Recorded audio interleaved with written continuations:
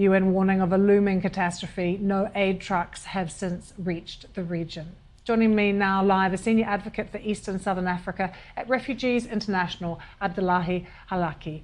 Abdullahi, very good to have you with us to talk about something which is increasingly awful, the world's worst humanitarian crisis, and really difficult for us to get information out of Al-Fasher in particular. What are you hearing from there?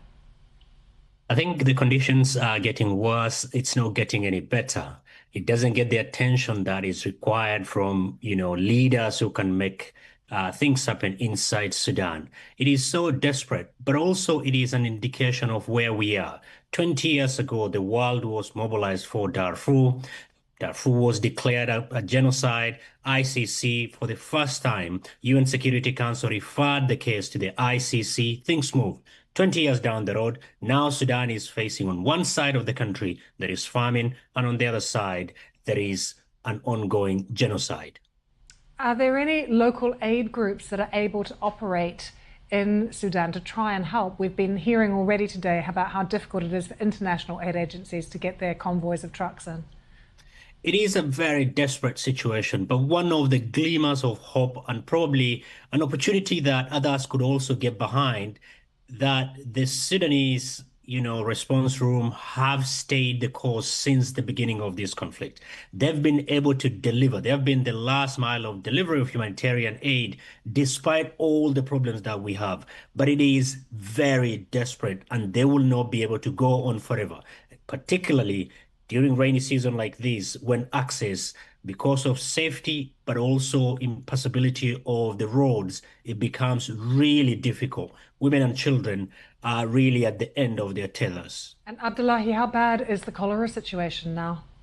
It is bad. It is bad because aid that has been cut by the United States and other countries that have followed suit have made it very, very difficult because humanitarian groups know how to deliver aid, how to deal with malnutrition, how to deal with cholera outbreak, because they have optimized for that for a very long time. But without adequate aid, just to give you a sense, only 23% of Sudan's humanitarian aid requirement for this year, and we are almost, the last quarter of this year has been received. So for many humanitarian groups are desperately trying to reach Sudan's, mutual aid groups are desperately trying to reach as many people as they can. But there is only so much that they can do without external support on a large scale. It is very desperate. It's not just cholera. It is malnutrition. It is women being raped, SGBV being used, that is sexual and gender-based violence, used as a tool of war. And Abdullahi, 13 million people displaced. Some, of course, have made it to neighboring countries. What's the situation like in camps in Chad, for instance? Situation in camps are very, very, very difficult because, for many, Chad has been a home for many Sudanese. They share heritage, that people go in and out.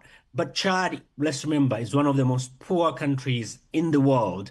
There is only so much that it can do. Even before the outbreak of this conflict, they were hosting 0.3 million Sudanese. Last month, I was in Ethiopia, and I met a Sudanese gentleman who said to me, Abdullahi, why has the world forgotten us? He cannot secure his refugee status because he was told he really has to go to the camp. That is the only way he can get any support. But the horrors that he faced trying to move from Sudan, running away from gunmen, paying an inordinate amount of money just to ensure his safety. Thankfully, his wife and child are in Dubai now, but he can't get out because he doesn't have the money to get himself to safety outside. That is one small piece of good news, though, that his wife and child are safe and okay. Abdullahi, thank you so much for joining us, shining a light there on the world's worst humanitarian situation. My pleasure. Let's